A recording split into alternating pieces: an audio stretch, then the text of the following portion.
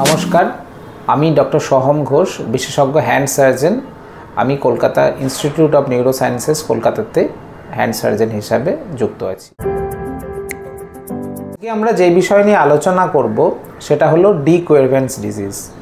D কুয়ারভ্যান্স disease নিয়ে যারা আসেন তারা আমাদের কাছে কিভাবে প্রেজেন্ট করেন। জেনারেলি তারা প্রেজেন্ট করেন হাতের বাইরের অংশের বুড়ো আঙুলের ঠিক বেশ এই জায়গাটাতে ব্যথা নিয়ে প্রেজেন্ট করেন।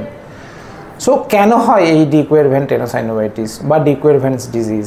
ডি কুয়ারভ্যান্স ডিজিজ হয় আমাদের বুড়ো আঙুলের ঠিক বেস অঞ্চলে দুটি টেন্ডন এখান দিয়ে যায়। একটা হলো অ্যাবডাক্টর পলিসিস লঙ্গাস এবং আরেকটি হলো এক্সটেন্সর পলিসিস ব্রেভিস।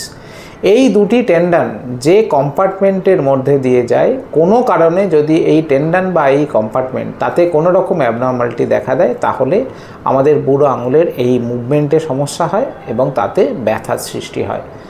কোনো ক্ষেত্রে দেখা যায় যে এই ডি কুয়ারভ্যান্স ডিজিজ রিপিটেটিভ অ্যাক্টিভিটি যারা করেন, যেমন হাতে বারবার হ্যামার চালানো, এদের ক্ষেত্রে বেশি হয়।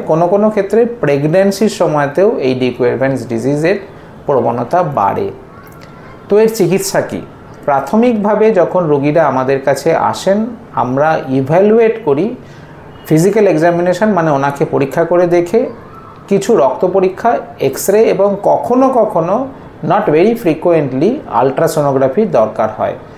এই পরীক্ষাগুলোর মাধ্যমে আমরা জানতে পারি রোগীর শরীরে অন্য কোনো রোগ যার কারণে ডি কুয়ারভ্যান্স ডিজিজ হচ্ছে সেরকম আছে কি না।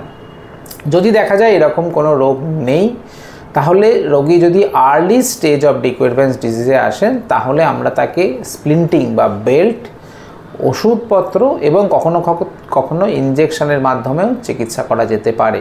কিন্তু যদি রোগ এরকম পর্যায়ে পৌঁছায় যখন এই বেল্ট, ওষুধ বা ইনজেকশন কোনোটাই কাজ করছে না, তাহলে দীর্ঘমেয়াদী বেনিফিটের জন্য এবং ফুল প্রুফ চিকিৎসার জন্য তাকে একটি ছোট্ট সার্জারির জন্য অ্যাডভাইস দেওয়া হয়। এই সার্জারি ডে কেয়ার পদ্ধতিতে দিনের দিন অপারেশন করে ছেড়ে দেওয়া যায় এবং এই সার্জারি সাধারণভাবে কোনো কমপ্লিকেশন ছাড়া।